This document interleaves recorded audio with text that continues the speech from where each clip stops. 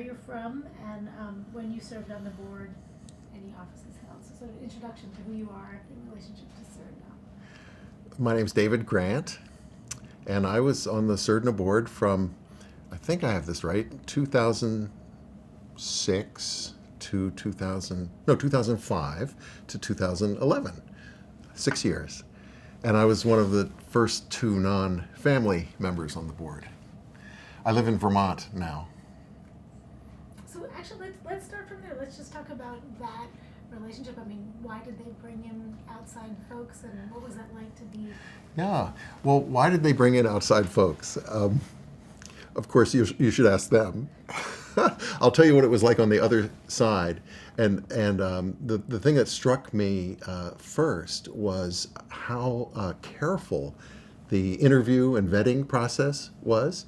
I had a roundtable conversation. At one point, I was thinking, no, am I interviewing to be executive director or president, or what's going on here? But it was very thorough, and so clearly, they wanted to do it right. And then it took a long time. I actually had a wonderful interview and really enjoyed people, and then months went by, and I figured, well, I guess that's not going to happen. And then it did. And so it was Nadja Schmavonian and I began our terms together. And at the beginning, we were told we were going to have a single 4-year term. That's what it was going to be for non-family members. And then after about 2.5 years, they said, we've changed the rules. It's going to be 2 3-year terms. And we were delighted. So what was that like? Can you describe the beginning? What was it like? How did that adjustment period? Oh, an adjustment period? Yeah. I have to say, I don't really feel there was an adjustment period. We hit the ground running, and we're welcomed in. And of course, my day job was as president of the Geraldine R. Dodge Foundation. So many of the same issues were ones that I sort of woke up thinking about. So there wasn't a steep learning curve about what was going on around the table. And everybody couldn't have been more welcoming. So I didn't feel that there was a year or two of sort of learning the ropes. It was just getting to the table, and we started going. In terms of why they brought outside people in, was there something they were trying to solve, or something they were trying to figure out, or why do you think it came about? Just a moment. Oh. Sorry. Because it just sounds like it was a very important step for the organization, and I'm wondering why. Well, I think it was an important step. I mean, it took them 70 years to do it. But again, I can't recreate the thinking behind it. I know that that both Nadja and I were working in foundations. And so I got the feeling that at least with their first non-family members, they wanted people who were sort of in the business and could bring experience of other deliberations, staff board deliberations, around some of the same issues. And at the Dodge Foundation, we were environment, arts, education. It was quite a bit of overlap, including the focus on sustainability. Interesting. Everyone that we've interviewed so far said that one of the key factors of the longevity of Surdna is about bringing in outside people. So I think it's an interesting that not every organization would do that. That's right.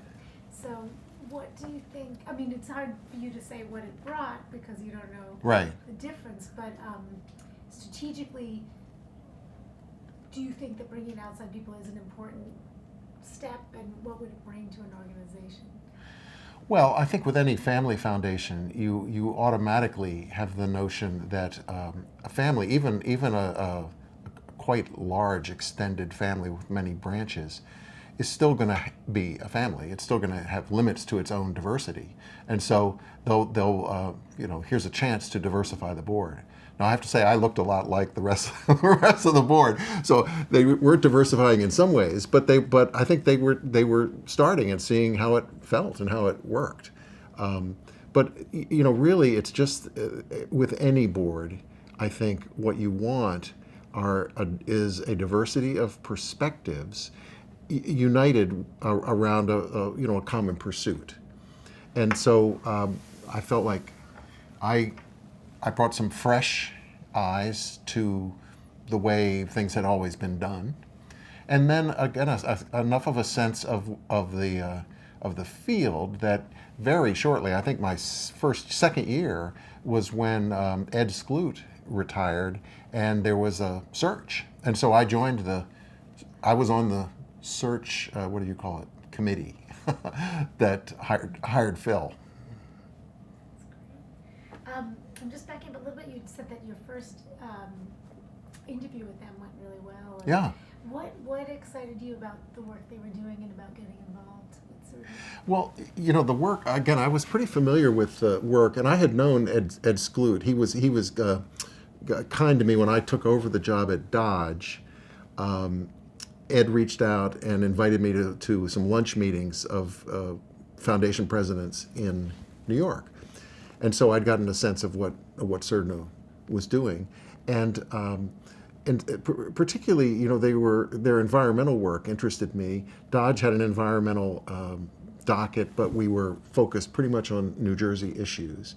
And so I was very interested in what it looked like on a national level. Mainly what I remember around the table was we sort of relaxed into a nice, fun relationship. And then I mentioned that they said, "Well, where do you live?" And I live in New Jersey, but I have to say, I'm kind of on loan from Vermont, where we raised our kids and where we expect to go back to. And in fact, we've just looking to buy a house in Stratford, Vermont. And of course, John Hawkins was at the table. He lives in Stratford, Vermont. And so we had this little feeling of, well, what are the odds against that? Stratford has 1,000 people in a tiny little village in Vermont. And suddenly, I was being interviewed by one of my future neighbors. Wow. Interesting.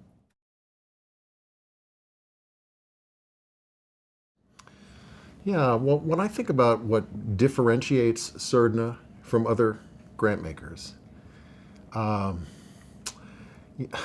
it's been said often, and I'm a complete believer, which is that one of the family traits is humility, not a lot of chest beating and self-importance, which I love. And believe me, that's not as common in the world of philanthropy as you would hope.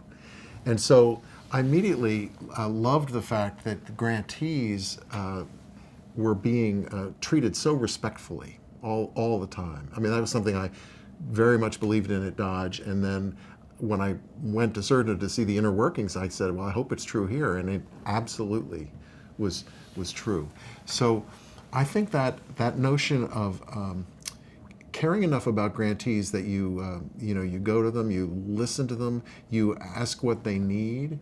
I think Surdna is inclined to think about the kind of technical assistance that grantees need, and even has its own little way to address those outside of the major docket. So I think the long-standing relationships, good relationships, honest relationships, not high and mighty foundation telling you what to do, but in a learning mode. And that's the other point I would make, that it's one reason I loved the board meetings, is that the board was in a learning mode, and the staff would set up the board meetings frequently with guests who were fascinating.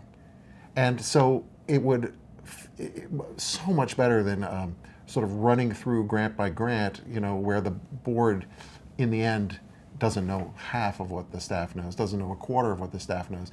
But if you go to the level of what are the issues here, what's possible, what's going on in the world of, fill in the blank, the arts and education and community development, and then we could meet some person who would come in, spend a little bit time with us, a little Q&A, and then we'd be talking about, well, given what we've heard, what's the right thing to do?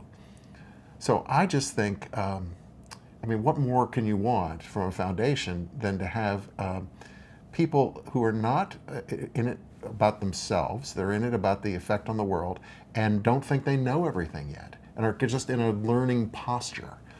I don't think you can do better than that.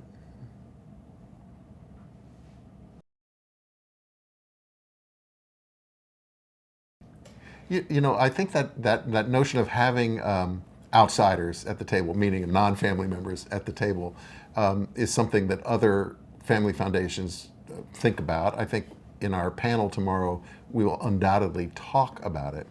And so what is the effect of having outsiders? I'm reminded, of how well families behave when they have dinner guests, and so people who might otherwise be kind of sniping at each other sometimes are just a little better behaved. There may have been some of that going on. I got little hints that a little of that was going on. I don't I can't speak to what the difference was. So I think it's a possible factor.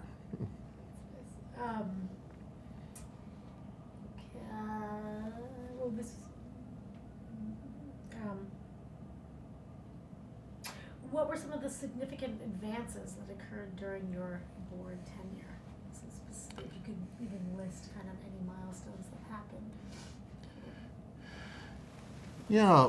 Well, let's see. When we think of significant milestones, I feel as if there was a constant sense of sort of thoughtful maturing, and when occasionally family members would turn to Nadja and me and say that we were part of that we were sort of, in a way, it was symbolic to them that they'd gone over that little hurdle of having some outsiders in, and everything still seemed to be fine. The tone didn't change significantly, and then we brought what we could bring.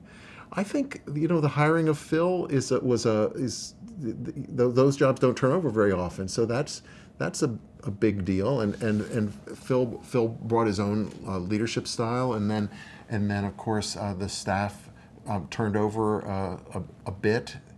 And continues to.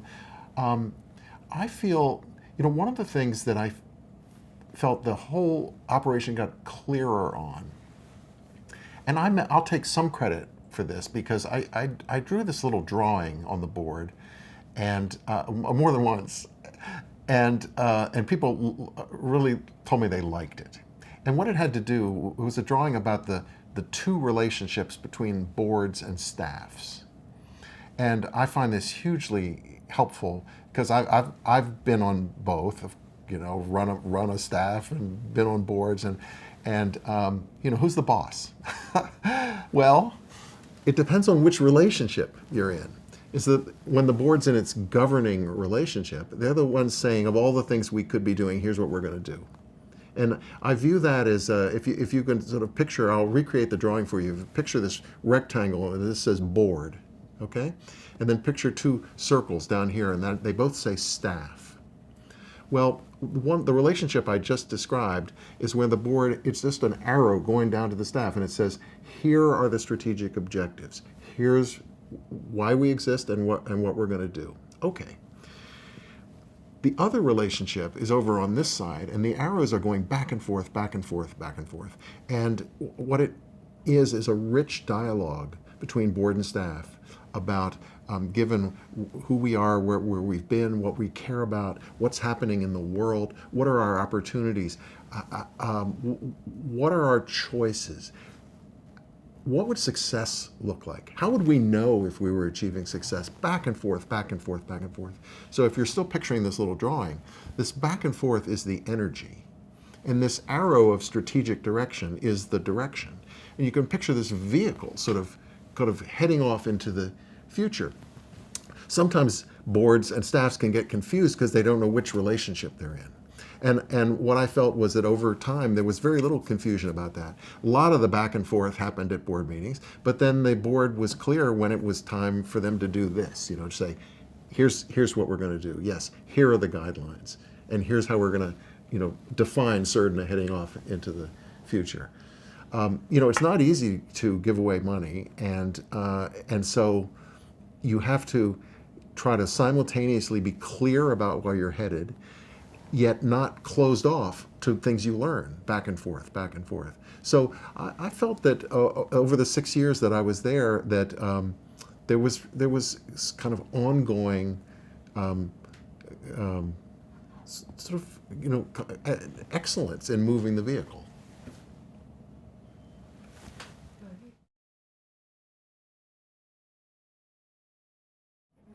Well, the most complicated thing while I was there was the actual vote to vote off a trustee, and you know, I wasn't there, actually, and it was, so that was a moment when the family had to sort of say, they had to look at all these competing loyalties and just say, what do we do? So, I mean, I think that was a trial by fire.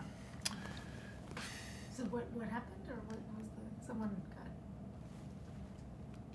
Yeah, I mean, this is one that's probably not. This is, I don't know enough to even talk about it. I'll just know that it was a moment that was tough, and I think really agonizing for some board members. At a meeting that where I was sick, I missed one board meeting in 6 years, and that was the one.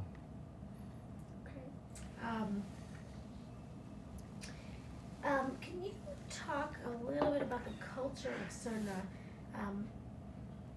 Talking about Surdna being described as authentic or trustworthy, or how would you describe the culture or values of Surdna? Well, I spoke a little bit earlier about cultural matters, and a lot of time is sort of how do you imagine yourself in the world, and I think that Surdna's relatively humble stance. It's hard to be fully humble if you have $1 billion, but relatively humble about that is just a great, I think, kudos to everyone. And then I feel like the phrase of learning organization is the one that's out there, and that's very cultural. Is if you sort of are expecting to always learn more about what you're doing as opposed to just do it and pat yourself on the back. And so I feel that that's not only the culture of the board, but also of the staff. It's pretty, I mean, I'm going to ask a few more questions, but I was just thinking there's this photo that is in this video that I made for the lobby, and it has 420 descendants that are at the meeting. I mean, what a family. It's like, I mean, it's unreal. Is there anything you can talk about in terms of sort of just the family in general? I mean, it's pretty shocking that there's that many descendants, and they continue this work. It's remarkable when you think about the various generations here. I mean, I came in as the fourth generation handed a baton to the fifth, and so there's still a fourth and fifth going on here. But when I began, the chair was fourth generation, and then during most of my time there, it went to the fifth. And so one of the things you notice as an outsider is how gracefully and respectfully the generations interact. And Edie was fabulous about that, and Kelly is taken that baton now. This idea that young people are given a chance to sort of learn along the way, and if they choose and everything is right, move toward the Surdna board. I just think is great. I think that they have a lot of ways of instilling this family identity of service to all those hundreds of people. That is just great. And I feel, I was there for a little 6-year period, so I probably met 30 of them or 40 of them. But everyone, really, I feel every one of them took the privilege that was inherent in being a philanthropist seriously. And they, again, as I said, it's hard, I think it's hard to give away money well, and people can be at each other's throats about it. There's sort of this perhaps stereotypical, but nevertheless, it's based on some fact that family foundations often, instead of bringing families together, actually drive them apart. I have a friend who works with people who are going to start family foundations, and the first thing he says is, if you're doing this to bring the family together, don't do it, because you're actually putting yourself in an arena of hard choices with a lot at stake, and it'll exacerbate any tensions and problems if you're not united on doing it the best possible way. So somewhere over all those years, it's become sort of in the DNA that this job we have together is bigger than any one of us. And I'm sure, just as in any group, there would be tensions from time to time, but they are, I think, managed and largely set aside for this big, important job. Do you think part of that is, it sounds like there's not an opportunity for people to just take on pet projects and advocate for their... Right. How can you talk about that? Well, that's, the pet project idea that is so often associated with family foundations is just, it's a matter of clarity of mission, and at some point saying we're not going to sort of divide up this money as if it's a pool and we each get part of it. We're going to view it as a powerful force for good, and we're going to decide how to handle it. So again, that happened. That happened before I came on the scene. I know, I don't remember exactly when I was making the video for the lobby, but they were undergoing a change a few years ago of really clarifying the three areas. And can you talk about a little bit about how, did you see a shift in terms of people getting clear about what the mission is, and how do they define the mission when you were there? Well, one of the tricky things about being a really good foundation is this sort of simultaneously being clear about what you do, but keeping your eye on the world and being flexible. So just as we're with the environment, for example, this the focus on transportation that Surdna was known for some time has sort of evolved into this, I think, this slightly larger concept of infrastructure. Now, very appropriately, sort of looking at what's the country need. So I think in all the areas there's been this desire to do as good a job as possible in being clear and looking for overlap. That's the other thing, is that for the benefit of grantees, for clarity to the outside world, there are these programs, but I think there is this desire to look at all the programs as part of a whole.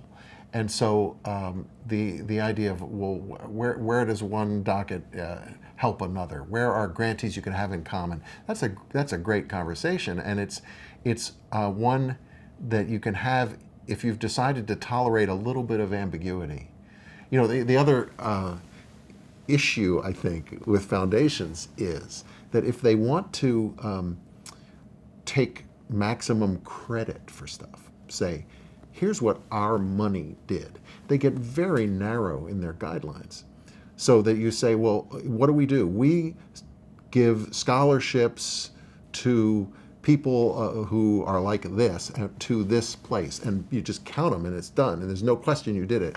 Well, most of the issues of the world are not cut and dried, and they're parts of big unwieldy systems, and so you need to be able to let go of saying, my money did this, and rather say, well, we helped support some some organizations, some people, some a movement toward a healthy system that is sort of finding its own order. And we don't we actually have a lot of trust in them.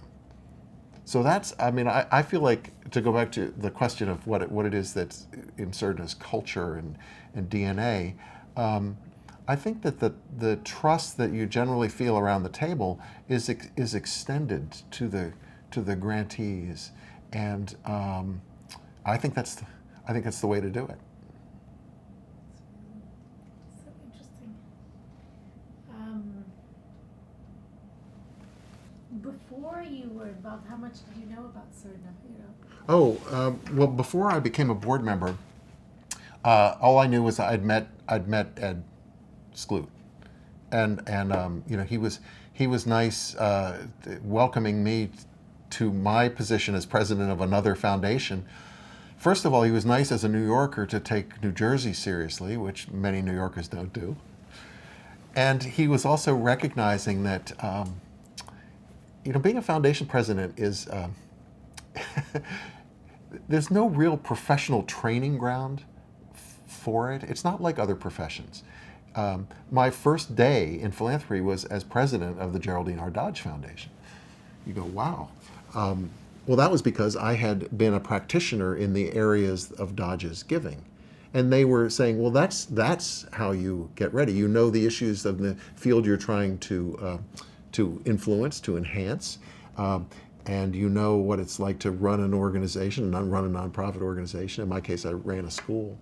And so you sort of learn the various the things you need to manage, the tensions and the things you need to manage as a foundation president. So Ed was a mentor to me in those early days.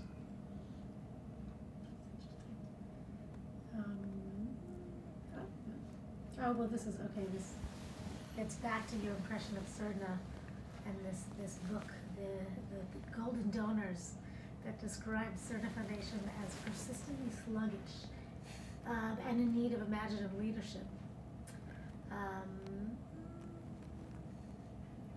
He said, and finally, he said the foundation needed to correct the impression that that the only thing wasn't the name that was backwards.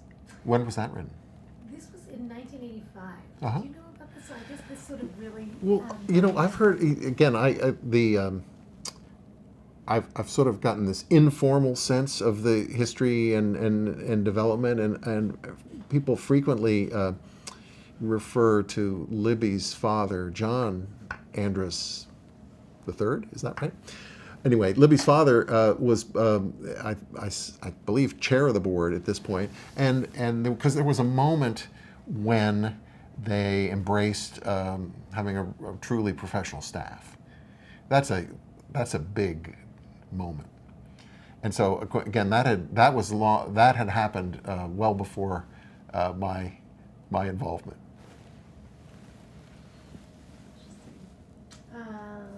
Again, Johnny Andrus III spearheaded major changes in the way the foundation conducts business. What was it like to serve on the board with him? I didn't overlap with him.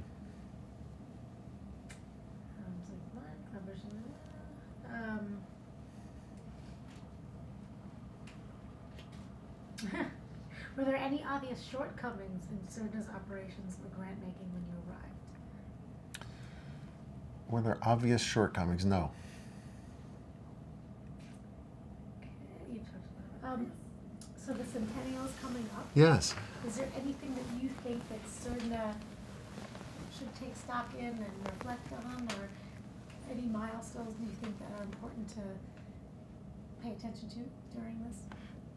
The centennial is a great time to pause, and I hope everybody on the board and on the staff and in the family will allow themselves a moment of congratulations, just a moment of saying this is quite remarkable. And then you say, well, how do you mark it? And looking ahead. I've been doing, recently, since I left the Dodge Foundation, I've been doing some strategic planning with a small number of organizations. And I've ended up really believing that it's not like there's some magic plan out there. I think it was Eisenhower who's often quoted as saying, plans are nothing, planning is everything. And that the 100 years is just a moment where all those questions about what matters to you can be posed in a way where there's actually a process. That moment, it's not just a blink. It's actually a little period here of being 100 years old, where I think they can just have their usual careful process with a little more reflection built in, and perhaps reaching out to the rest of the family, and maybe even to some of the folks who are just joining them in saying this is quite a moment. So I guess what I'm saying is that good process yields good results, and we don't have to know what they're going to be going into them. So I like the idea that there's this built-in, because of the calendar, because of that sort of round number of 100, there's this built-in period of reflection which is great for any organization. Surdna, about your time at Surdna that I would not have thought to ask, or something you think would be important? When I think back to my time at Surdna, all the board meetings had they were interesting each in its own way, but they were sort of a kind of meeting, and that's the way we spent most of our time. But I have this memory, and I'm so happy about this. One of my most vivid memories of being on the board at Surdna was my goodbye party. And that was when three of us were leaving, and it happened to be both Nadja and me. So the first two non-family board members, having served 6 years on the board, were sallying forth. Plus Edie. So here we were, the outsiders, and Edie's kind of the ultimate insider. And we were all going off together. And so we had so much fun with it. And I think there's even a videotape of this somewhere. Oh, have you seen it? No, I've heard there might be. Well, there may be. Well, anyway, there's this videotape where where Nadja and I announced that we were starting our own foundation, and it was called the Tinarg Nenovans Foundation, which is Grant Schmavonian spelled backwards. And we were figuring that, well, obviously the key to Surdna's success is this brilliant device of spelling your name backwards. So we announced the beginning of the Tinarg Nanovans Foundation, and our first trustee was, of course, Edie, who was going to come with us. And I remember at the party I read this little kind of questionnaire about news stories that were going to come about along with the founding of this, including the Edie being our first trustee, and how Edie immediately she immediately started to organize the 5 children. Nadja has 3 kids, I have 2, and so we painted this picture of Edie. None is married, and Edie immediately said, "That doesn't matter. I'm gonna schedule your grandchildren so we can really start building this family foundation." And Edie makes a statement, or in my press release, she made a statement about how in about 5 years we'd have the preschool philanthropic advisory board launched for the Tinarg Nanovans Foundation. So there was a little bit of wine being consumed at this party, and everybody was getting into it. And then I announced that our first major initiative of the new foundation was going to be working with Adam, I can't remember his name, but anyway, the lead singer of Guster, the band, who was one of the folks who came to a Surdna board meeting and brought out what I would call the inner cougar in every woman around the table. So here was Nadja and Libby and Edie. Basically, this guy he's a rock star. So anyway, we were going to have a multi-year initiative, working with Adam and the like, and then one of the early things we did was to create this this rap song, and that's where we went out. And I actually brought, knowing that you might ask me about this, I just brought the glasses that we wore. So here is the way. This is the official garb of the TNARG Nanovans Foundation. Nadja's rap song, I think, I hope, has been immortalized, and you may have that in some other form. We'll go digging. Yeah.